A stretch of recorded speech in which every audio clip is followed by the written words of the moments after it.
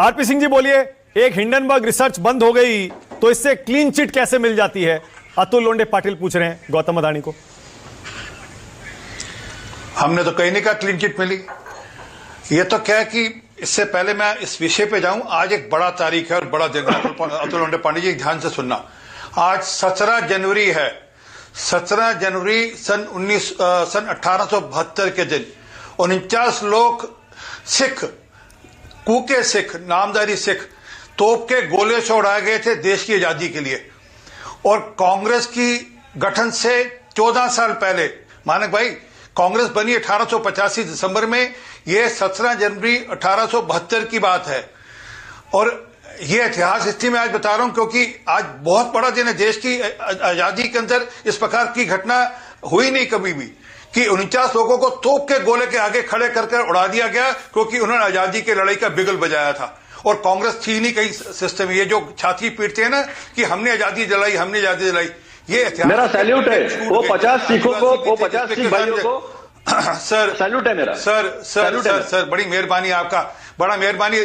थोड़ा राहुल गांधी को भी बोलो, जो आपने बाकी प्रवक्ताओं को बोलो, वो भी सैल्यूट करा करें ऐसे लोगों को जिनका जो आपकी गिनती में नहीं आते। आपकी गिनती नेहरू जी तक ही रह जाती है, उसके आगे, उससे आगे होती नहीं। बहुत धन्यवाद आपका। परंतु जो मूल बात उसमें एक और है, उसमें एक छोटे कद का था सिख, वो तोप के गोले के आगे आ नहीं रहा था। वो पत्थर खींच कर लेकर आया और पत्थर के ऊपर खड़े होकर बोला चलो तोप। ये है देश की आजादी की लड़ाई। वो कोई 1947 में आजादी मिली, वो ठीक है, पर वो कांग्रेस की सिर्फ देन नहीं थी। उसमें कई और लोग हैं जिनके बारे में जानकारी नहीं, ऐसे अनसंग हीरोज हैं जिनकी जानकारी नहीं है। और एकमात्र ऐसा वृत्तांत है, सुन लीजिए सर एक मिनट, आरएसएस को छोड़िए सर, आपने कभी सिखों के बारे में भी चिंता नहीं करी। एकमात्र वृत्तांत ऐसा है जहां तोप के गोले छोड़ाए गए। मैं वापस आता हूं, विषय पर आता हूं आपके। आज भी सैल्यूट है सिखों को, आज भी मिलिट्री में सिखों का योगदान बढ़ा है। अगर टल्लेवाल जी का भी नाम ले लीजिएगा, टल्लेवाल जी बहुत बहुत धन्यवाद। परंतु उनको भी सैल्यूट है, टल्लेवाल जी को भी सैल्यूट है। और जो शहीद भगत सिंह का नाम भी लिया, शहीद भगत सिंह को तो पूरा सैल्यूट है, झुक के सैल्यूट है। शहीद भगत सिंह जी कभी शहीद भगत सिंह जी का भी नाम ले लिया करें, कभी जनरल अरोड़ा का भी नाम लेना चाहिए। हर सांस में लेते हैं, हर रोज। अरे आपका तो घूम फिर कर नेहरू के आगे कभी बढ़ते नहीं, नेहरू से पीछे कभी हटते नहीं, बस उससे आगे कुछ है। मैं तो भगत सिंह जी का भी सैल्यूट कर रहा हूं भाई मेरे। चलिए सर, और सिखों का योगदान। चलिए, मैंने इसलिए कहा कि आज 17 जनवरी है।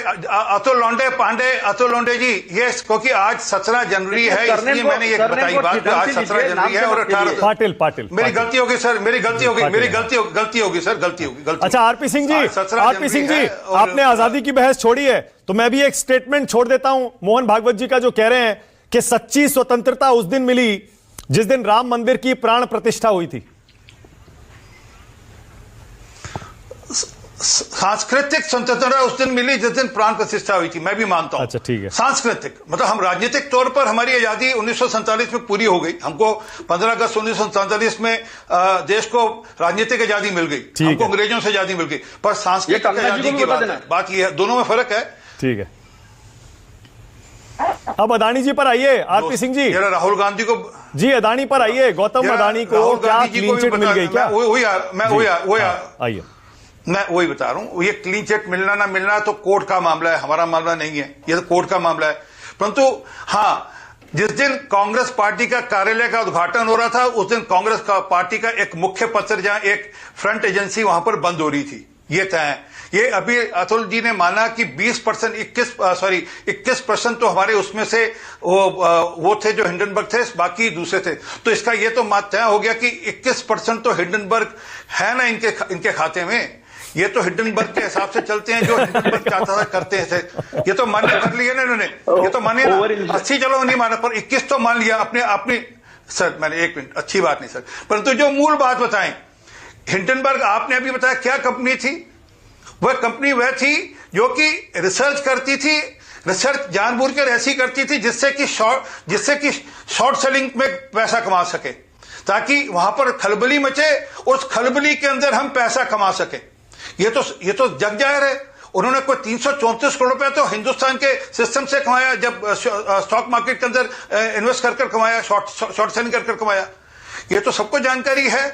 तो आप एक कंपनी के बिहाफ पर जो कि अपने मुनाफे के लिए खेल करती थी, आप उसके खेल में हिस्सेदार थे, आप उसके खेल के पार्टनर थे, उसके खेल के, कि वो जो खेल करेगी उस खेल में हम भी इसे पता नहीं, हमें नहीं पता उस 334 करोड़ में से कांग्रेस को क्या हुआ नहीं का मुझे नहीं पता, मैं कोई आरोप भी नहीं लगा रहा, परंतु कहीं ना कहीं तो 20% की पार्टनरशिप तो इन्होंने खुद मान ली है।